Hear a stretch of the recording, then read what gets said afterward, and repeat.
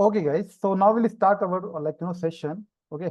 So today we are going to see our second demo session. Okay. So yeah, directly we will start. देखो, when we write any code, ठीक है, तो सबसे पहले हम एक फाइल क्रिएट करते हैं. फॉर एग्जाम्पल अभी हमने जावा के रूल्स नहीं देखे हैं. ओके, हमने जावा अभी नहीं पढ़ी है. बट आई नो दैट कि एवरीबडी इज नो कि how to write code in C language. Okay, तो जो सबसे most common what rule I can say protocol C में कोडिंग लिखने का. For example if you write any code. Okay, अगर आप सी में कोई भी कोड लिखते हो, एनी कोड, तो उसके लिए व्हाट वी विल डू, हम एक फाइल क्रिएट करते हैं एडिटर पे. राइट, एक फाइल हम लिखते ऐसे क्रिएट करते हैं फॉर एग्जांपल, और यहाँ पर आप लाइन ऑफ कोड लिखते हो. Okay, here you will write line of code. इस फाइल का कुछ ना कुछ आप नाम दोगे. ओके, जैसे कि फॉर एग्जांपल अगर हम सी में लिख रहे हैं तो इस फाइल का नाम आप क्या देने वाले हो, टेस्ट डॉट सी. ठीक है, ऐसा हम देने वाले हैं. बट टुडे अब हम क्या करते हैं, हम आते हैं I am talking about C language only. Right, तो हम क्या करेंगे, सबसे पहले हम अपने प्रोग्राम को कंपाइल करेंगे. ओके, प्रोग्राम को कंपाइल करेंगे और फिर कंपाइल करने के बाद if there is no compilation time error, इसके बारे में भी बात करेंगे, कंपाइलेशन टाइम एरर क्या होता है. तो हम क्या करेंगे, directly we will run our code. ठीक है, और हम अपना कोड रन करेंगे. After that what will happen, हमको कंसोल पे हमारा आउटपुट दिखता है. ठीक है, कंसोल मींस व्हाट, जो एक ब्लैक कलर की स्क्रीन आती है, not this black. Okay, this तो I am using the open board. Right, तो आपका एक ब्लैक कलर की स्क्रीन आती है जहां पर as per the what logic you have implemented according to that only, यहाँ पर आपको आपका आउटपुट दिखेगा. अब देयर इज अ पॉसिबिलिटी कि आउटपुट दिखने से पहले आपने लॉजिक लिखा है कि दो नंबर का एडिशन फाइंड आउट करना है, तो ऑब्वियसली मैसेज होगा enter a number, then enter a second number, फिर एडिशन होगा, and then you will see the output only. तो ये यूजर के लिए ठीक है. Okay, it for user it is totally good. Okay, no problem, अगर यूजर ऐसा समझता है. Okay, that is very much okay, no issues with that.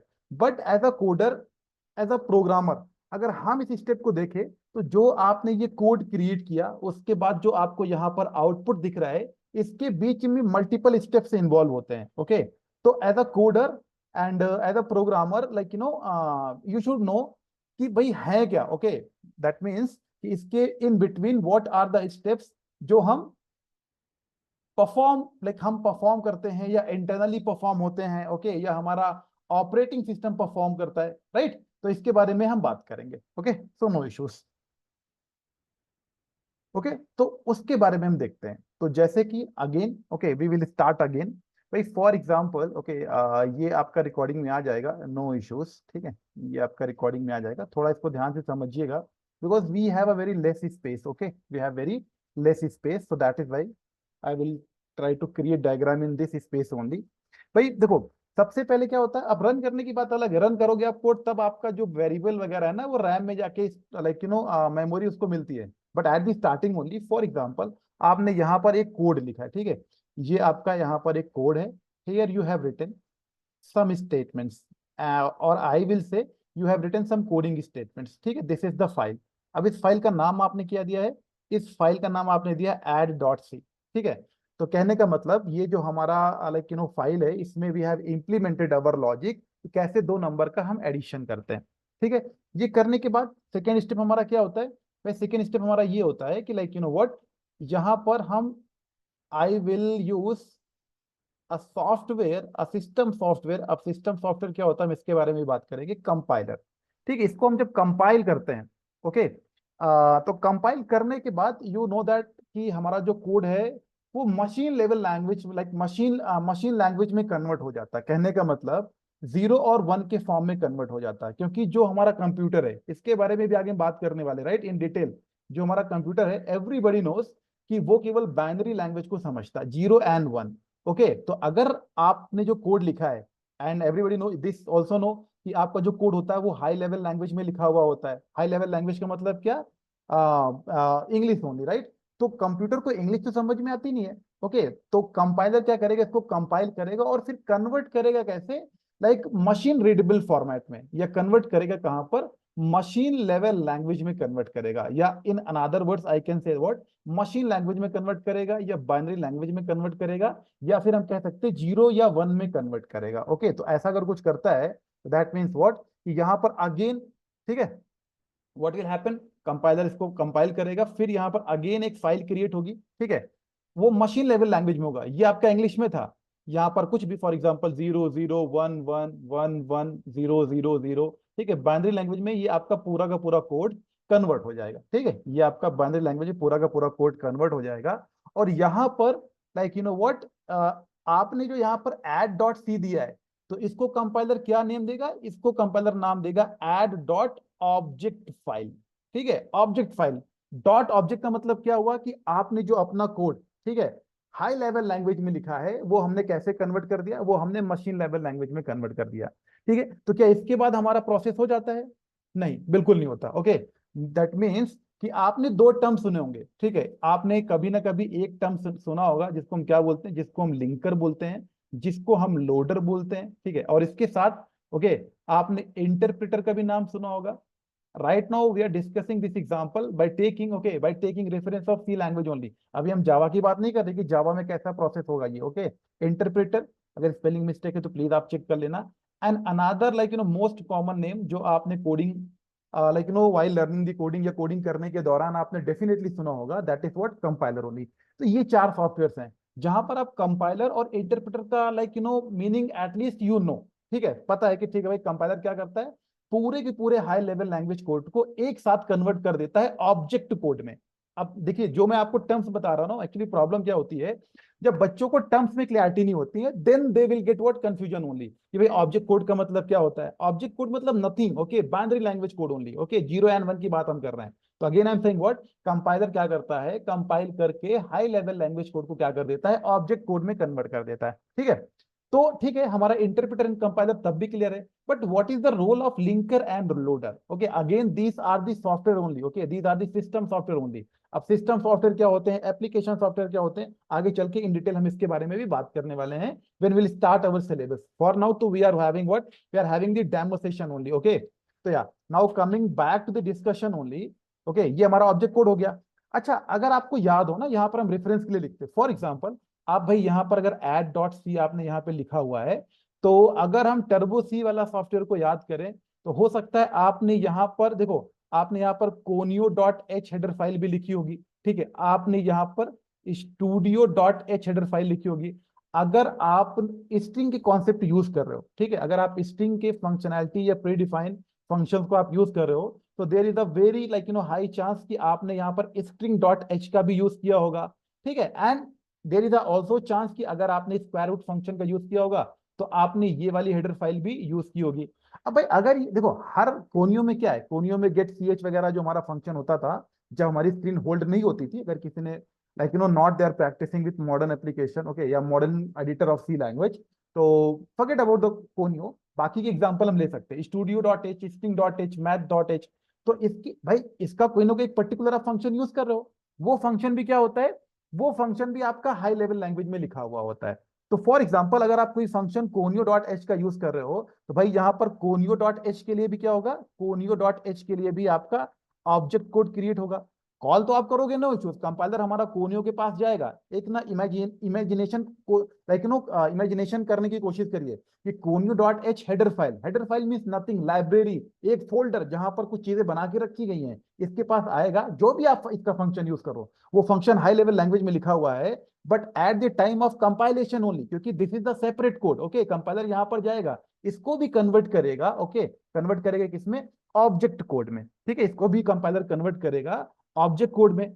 तो एनी फंक्शन, अभी हम फंक्शन का नाम नहीं ले रहे हैं, we are making a journal only, okay. तो फॉर एग्जांपल ये हमारा कोनियो, ठीक है, कोनियो का ऑब्जेक्ट कोड हो गया। सिमिलरली अगर आप स्टूडियो डॉट एच की बात करो, तो यहाँ पर आप प्रिंटफ और स्कैनफ यूज कर रहे हो, ओके। तो अगेन यहाँ पर भाई क्या होगा, कंपाइलर आएगा और इसको भी ऑब्जेक्ट कोड में कन्वर्ट करेगा, ओके। तो अगेन इसका भी अपना कुछ ऑब्जेक्ट कोड होगा। ऑब्जेक्ट कोड मतलब nothing, again I am repeating the same thing, we are talking about what, binary language code only, 0 and 1। तो ये आपका कोनियो डॉट ऑब्जेक्ट फाइल थी, ये आपकी स्टूडियो डॉट, है ना, स्टूडियो डॉट ऑब्जेक्ट फाइल हो गई। Same process with string and math also, okay, तो same process you can do that, no issues. अब भाई कितनी भी हेडर फाइल्स आप यूज कर सकते हो, देखो कभी भी हम कोई कोड लिखते हैं ना, तो क्या होता है, या तो हम हेडर फाइल्स का यूज करते हैं, या फिर हम लाइब्रेरीज का यूज करते हैं, उसके हम प्रीडिफाइंड फंक्शन को कॉल करते हैं, और हम अपना लॉजिक भी इंप्लीमेंट करते हैं। हम क्या करते हैं, हम अपना लॉजिक भी इंप्लीमेंट करते हैं। तो अगर देखा जाए टेक्निकली तो ये वाला कोड जो कन्वर्ट हुआ है मशीन कोड में या ऑब्जेक्ट कोड में, वो क्या है, वो हमारा लॉजिक वाला कोड है, जो what logic I have implemented, या लॉजिक के अलावा जो हमने छोटे मोटे डिक्लेरेशन किए हैं, हर वो सारी की सारी चीज क्या होती है, ऑब्जेक्ट कोड में कन्वर्ट हो जाती है। बट अगर आप हेडर फाइल की बात करो तो हेडर फाइल के रिस्पेक्टिव क्या होता है, हमारा कंपाइलर ओके क्या करेगा, रेस्पेक्टिव ऑब्जेक्ट कोड फाइल को जनरेट करेगा। ओके तो here again coming back the discussion only, ये आपका स्टूडियो डॉट ऑब्जेक्ट फाइल हो गया। और यहां पर अगर हम स्ट्रिंग की बात करें तो अगेन ओके कुछ आपका मशीन कोड होगा, ठीक है, here only machine code. And machine code में अगेन ये किसके लिए हो गया, ये आपका स्ट्रिंग डॉट एच के लिए हो गया। गाइस बिलीव मी, अगर आपको ये प्रोसेस प्रॉपर्ली समझ में आ जाएगा तो ये आगे चल के जावा में बहुत बड़ा रोल प्ले करने वाला है, specially in the exception handling. And again exception handling one of the most like important topic of the Java. Okay अगर आप उसको प्रॉपर्ली समझोगे तो कई बार क्या होता है, केवल एक्सेप्शन हैंडलिंग से ही अगर आप प्रॉपर्ली क्वेश्चन के आंसर कर दोगे तो आपका सिलेक्शन हो जाएगा। ओके तो अगेन सेम चीज मैथ डॉट एच के लिए भी फॉलो होगी। तो each and everything I am writing so that you can get what clarity about this. ठीक है, ये हमारा ये नॉट स्ट्रिंग डॉट एच है, ये हमारा क्या होगा, स्ट्रिंग डॉट ऑब्जेक्ट फाइल यहां पर होने वाली है। ठीक है, ये आपका स्ट्रिंग डॉट ओबीजे फाइल हो जाएगी।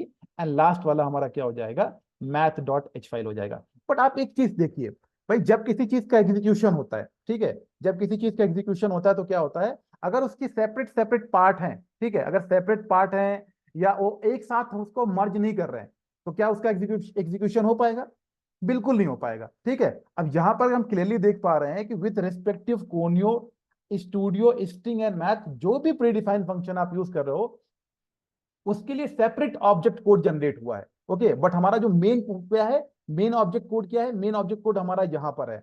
तो क्या करना पड़ेगा हमें, ये सारा का सारा कोड जो सेपरेट जनरेट हुआ है वो हमें एड डॉट ऑब्जेक्ट फाइल में लेकर आना पड़ेगा। ठीक है, यहां पर लेकर आना पड़ेगा।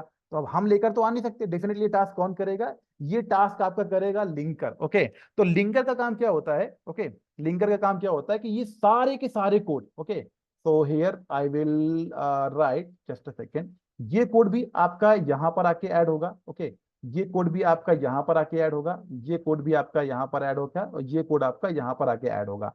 अब अगेन ये सारी की सारी चीजें ऑटोमेटिकली नहीं होने वाली, ये कौन करेगा, ये करेगा आपका लिंकर, है ना, ध्यान से समझिएगा, ये क्या करेगा, ये आपका लिंकर करने वाला है।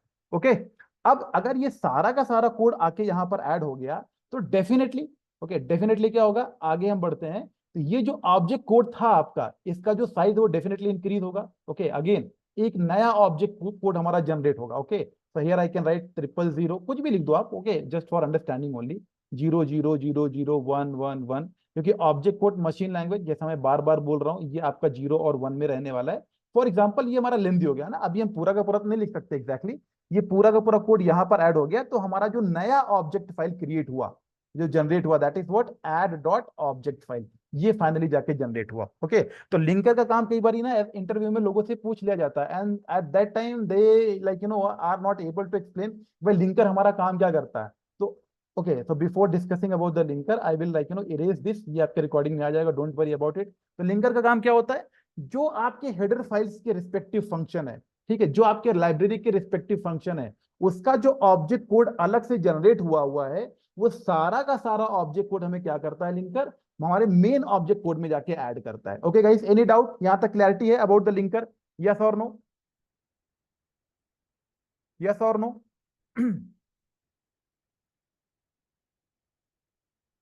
Okay okay okay great great great great. नहीं main dot object math dot object होगा सर, अच्छा हाँ ओके ओके ओके है ना, that you can get it, no issues. Okay here ये जो हमने एच वैसे तो फंक्शन के रिस्पेक्टिव होगा, बट स्टिल ओके ये क्या होगा, ये आपका मैथ डॉट ऑब्जेक्ट फाइल हो गया। ठीक है, ये आपका मैथ डॉट ऑब्जेक्ट फाइल हो गया। अब देखो, अब मैंने आपको सिर्फ ये चीज क्यों बोली, ताकि आपको याद हो भाई, अब अगर ये भी ऑब्जेक्ट फाइल है और ये भी आपका ऑब्जेक्ट फाइल है, दोनों में डिफरेंस क्या हुआ, दोनों के बीच में डिफरेंस क्या हुआ, कुछ ना कुछ तो डिफरेंस होगा। अगर इसको अगर हमने ऑब्जेक्ट फाइल रिफर किया है सेम प्रोग्राम के नेम के साथ, और इसको भी हमने ऑब्जेक्ट फाइल नेम के साथ लाइक रिफर किया है, तो व्हाट इज द डिफरेंस, हमने यहाँ पर कोड जाके ऐड किया ना, तो दैट मीन्स व्हाट, कि ये जो आपका add dot OBJ file finally बन के तैयार होता है, इसको हम क्या करते हैं, इसको हम एग्जीक्यूटिबल कोड भी रिफर करते हैं। ठीक है, एग्जीक्यूटिबल कोड मतलब ये सारा का सारा कोड होने के बाद, सॉरी ये सारा का सारा जो कोड है मशीन लेवल कोड, ये इस फाइल में ऐड होने के बाद जो हमारा एक नया फाइल जनरेट होता है उसको हम क्या बोलते हैं, एग्जीक्यूटिबल फाइल बोलते हैं। तो कहने का मतलब इसका जो करेक्ट नेम होने वाला that is what, add dot exe file. अगर आप कभी सी फोल्डर के अंदर जाओगे, मैं आपको दिखाऊंगा अभी अभी, ओके। अगर आप सी फोल्डर के अंदर जाओगे, जब आप अपना प्रोग्राम कंपाइलेशन कर देते हो तो आप देखते हो वहां पर आपकी कई टाइप की फाइल बनती है, वहां पर एक डॉट exe फाइल भी होती है, ओके। और ये जो आपकी डॉट exe फाइल होती है यही आपकी प्रोसेसर के पास जाती है, ओके। अगर देखा जाए टेक्निकली तो ये जो सारा का सारा प्रोसेस हो रहा है, ठीक है, ये जो आप सारा का सारा प्रोसेस कर रहे हो, ये आपका सारा का सारा प्रोसेस कहाँ है, ये आपका सारा का सारा प्रोसेस, ओके, आपने किया है अपने हार्ड डिस्क वाले कोड पे। और जो प्रोग्राम का आपका एग्जीक्यूशन होने वाला है, ठीक है, जो आपका प्रोग्राम रन होने वाला है, आपको पता है वो हमेशा मेन मेमोरी में होता है। तो ये जो आपका add dot exe file generate हुआ है इतने सारे स्टेप्स के बाद, इसका एक इमेज कह सकते हो। और यह इमेज समझने के बचा, मतलब वो रीड ओनली इमेज होती है, उसमें कोई भी चेंजेस नहीं कर सकता है। रीड ओनली मतलब आपको दिखेगी, आप देख पाओगे, बट कोई चेंज करना पॉसिबल नहीं है, वो सब ऑपरेटिंग सिस्टम इंटरनली करता है। So, but to understand, okay, like these, all these things are where lying inside the hard disk only. But अगर आप इसको एग्जीक्यूट करते हो, रन पे क्लिक करते हो, सब कुछ ऑटोमेटिकली कन्वर्ट हो गया। तो ये जो आपकी डॉट exe फाइल बनी, इसकी एक इमेज, ठीक है, इसकी एक इमेज कह लो, या फिर आप कह लो कॉपी, ठीक है, इमेज और copy of add dot exe file, ठीक है। एड डॉट exe फाइल किसके पास जाती है, हमारे प्रोसेसर के पास जाती है, हमारे माइक्रो प्रोसेसर के पास जाती है। जैसे हमारे सिस्टम में कौन सा प्रोसेसर होता है, इंटेल का होता है, जो भी होता है, लेकिन इंटेल जितने भी प्रोसेसर आप यूज करो, i7 i3 i9 जितने जो भी आपके पास है, तो ये एड डॉट exe का इमेज आता है कहां पर, प्रोसेसर के पास, ठीक है, प्रोसेसर के अंदर। ये आपका माइक्रो प्रोसेसर है, ठीक है, ऐसे हम रिप्रेजेंट करते हैं, माइक्रो प्रोसेसर को हम रिप्रेजेंट करते हैं, ठीक है। तो ये जब यहां पर आ जाएगा, माइक्रो प्रोसेसर इसको पिक करेगा, ठीक है, इसको पिक करने के बाद वो अपना ऑपरेशन परफॉर्म करेगा, and then you will get what, desired result और डिजायर्ड आउटपुट। तो this is the what correct approach और करेक्ट स्टेप्स जो हम किसी as a developer we should be knowing, कि भाई हमारा इंटरनली कुछ ऐसा काम होता है। अब देखो ये चीजें हम डिस्कस क्यों कर रहे हैं, कल को जब हम जावा जैसी बहुत ही डीप, जिसके पास कई सारे नॉट कई सारे they have very deep concept, या multiple an number of concept Java is having, okay. तो उस वहां पर जब हम रन टाइम कंपाइल टाइम की बात करेंगे, तो अगर इस डायग्राम में आपको क्लियरिटी है, तो हम डिस्कस कर सकते हैं कि भाई कंपाइल टाइम हम किसको बोलते हैं, ओके, और रन टाइम हम किसको बोलते हैं। तो कौन सा कॉन्सेप्ट हमारा कंपाइल टाइम पे एप्लीकेबल होता है, कौन सा कॉन्सेप्ट हमारा रन टाइम पे एप्लीकेबल होता है, तो easily we can differentiate. But at least you should be knowing कि लिंकर और लोडर का काम क्या है। अच्छा, लोडर की बात नहीं करी ना हमने, लोडर की बात नहीं हमने करी गाइस, ओके। ये जो आपका भाई कौन लेकर आएगा, जो ये इमेज और copy of add dot exe file microprocessor के पास आई, वो कौन लेकर आएगा, लिंकर का काम तो आपको समझ में आ गया है, बस ये काम बचा हुआ। कंप्यूटर में हमेशा याद रखना, कुछ भी अपने आप नहीं होता, ओके। ये चीज मैं आपको हमेशा बोलता हूँ, जो पुराने बच्चे हैं उनको समझ में भी आता है कि कंप्यूटर में, और स्पेशली विद दी प्रोग्रामिंग, जो आपका कंपाइलर और इंटरप्रेटर होता है, that is the dumbest thing, okay. उसको कुछ भी नहीं पता, ठीक। As a coder, as a programmer, whatever you will you will be telling, वो वही काम करेगा। भाई अगर ये आपका एड डॉट exe फाइल तैयार हो गया है, तो इसकी इमेज को माइक्रो प्रोसेसर के पास कौन लेकर आएगा, कौन लेकर आएगा, लोडर लेकर आएगा, दैट्स इट, ठीक है। नाम से ही पता चला, लोडर। ये जो आपकी डॉट exe फाइल है, इसका कॉपी कह लो, या नॉन चेंजेबल इमेज कह लो, ओके, या नॉन चेंजेबल कॉपी कह लो सेम कोड की, लोडर उसको पिक करेगा और माइक्रो प्रोसेसर को दे देगा कि ठीक है भैया ये लो, आप इसका प्रोसेस करके दिखाओ। ये प्रोसेस करेगा, and then you will be able to see the output, okay. Now you got the clarity about, ठीक है, linker, loader, interpreter and compiler क्या करता, कंपाइलर क्या करता, सारे के सारे कोड, जैसे ये आपने कोई हाई लेवल लैंग्वेज में एड डॉट सी का कोड लिखा है, तो एक साथ सारे के सारे कोड को मशीन लेवल लैंग्वेज में कन्वर्ट कर देगा, ओके, 0 और 1 में कन्वर्ट कर देगा। बट अगर आप इंटरप्रेटर की बात करो, तो लाइन बाय लाइन करता है। इंटरप्रेटर पहले इस लाइन को करेगा, अगर ये लाइन करेक्ट है तो फिर इस लाइन को करेगा, और अगर ये लाइन करेक्ट है तो इस लाइन को करेगा। अगर इस लाइन में एरर आ गया, तो हमारा इंटरप्रेटर यहीं पर स्टॉप हो जाएगा, इसके आगे नहीं जाएगा। तो जावा, like later we will learn, okay, later we will have a very deep discussion about it. जावा हमारा इंटरप्रेटर और कंपाइल बोथ लैंग्वेज है, ठीक है। तो वी विल सी कि जावा में इंटरप्रिटेशन कैसे काम करता है, कैसे अगर एक लाइन पे कोड है तो वो उस लाइन पे हमें रेड लाइन दिखने लगता है, okay, even without compilation also, even without running also, okay. तो ये हमारा हुआ interpreter, compiler, linker and loader. तो guys let me know honestly, now you have the clarity about it, yes or no? Yes or no? I know कि कुछ लोगों को पहले से क्लैरिटी रही होगी, ओके, बट अगर किसी को नहीं रही है so they can refer this things. किसी को कुछ पूछना है, यस और नो? ओके ओके ग्रेट, ठीक है। देखो अब क्विकली ना हम एक चीज के बारे में और बात करते हैं। जैसे देखो क्या है कि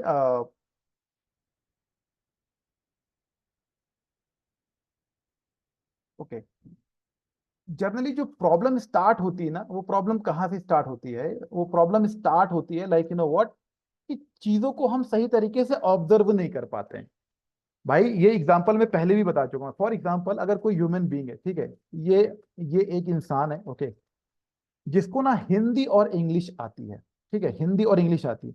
अगर इसके पास कोई ऐसी रिक्वायरमेंट आ जाती है, ऐसा कंपल्सन आ जाता है कि इसे चाइना में जाके काम करना है, ठीक है, इसे चाइना जाके काम करना है, और चाइना के एक ऐसे एरिया में जाना है जहां पर लोगों को इंग्लिश भी नहीं आती, अगर ऐसी मजबूरी आ गई, तो क्या ऑप्शन बचता है? ऑप्शन तो सिर्फ यही बचता है ना कि उसको लोकल लैंग्वेज सीखनी पड़ेगी। अगर चाइना के इस प्लेस में उसको रहना है जहां पर लोगों को इंग्लिश भी नहीं आती है, ठीक है, हिंदी तो बिल्कुल नहीं आएगी, तो चाइना का जो लोकल लैंग्वेज है या जो इनकी मदर टंग है चाइना की, ओके, चाइनीज, वो इस बंदे को सीखनी पड़ेगी, ओके, सीखनी पड़ेगी डेफिनेटली। और किसी भी लैंग्वेज को सीखना ना कोई इजी टास्क नहीं होता है। हर लैंग्वेज के अपने प्रोटोकॉल्स होते हैं, हर लैंग्वेज के अपने अल्फाबेट्स होते हैं, ओके। आपको थोड़ा सा टाइम देना पड़ेगा, ऐसा नहीं कि बस रातों रात। अगर आज के टाइम पर आपको हिंदी और इंग्लिश इतनी अच्छी आती है, अगर मैं आपसे बोल दूं आपको चाइनीज सीखना है, तो you let like you know you tell me honestly, आपको टाइम लगेगा कि नहीं लगेगा? डेफिनेटली आपको टाइम लगने वाला है, ठीक है, 110% आपको टाइम लगने वाला है, ओके। तो प्रोग्रामिंग के साथ भी जैसा मैंने आपको कल बोला था, थोड़ा पेशेंस रखने की जरूरत है। अब देखो सारा का सारा जो कॉन्सेप्ट है ना वो रियल लाइफ से ही लिया गया है। या तो फिर ये क्या करे, ओके, या तो फिर क्या करे, ये जो पर्सन है ये चाइनीज सीखे, ठीक है, ये चाइनीज लैंग्वेज को सीखे, चाइनीज लैंग्वेज को सीखे, तब तो यहाँ पर आके वो सर्वाइव कर सकता है।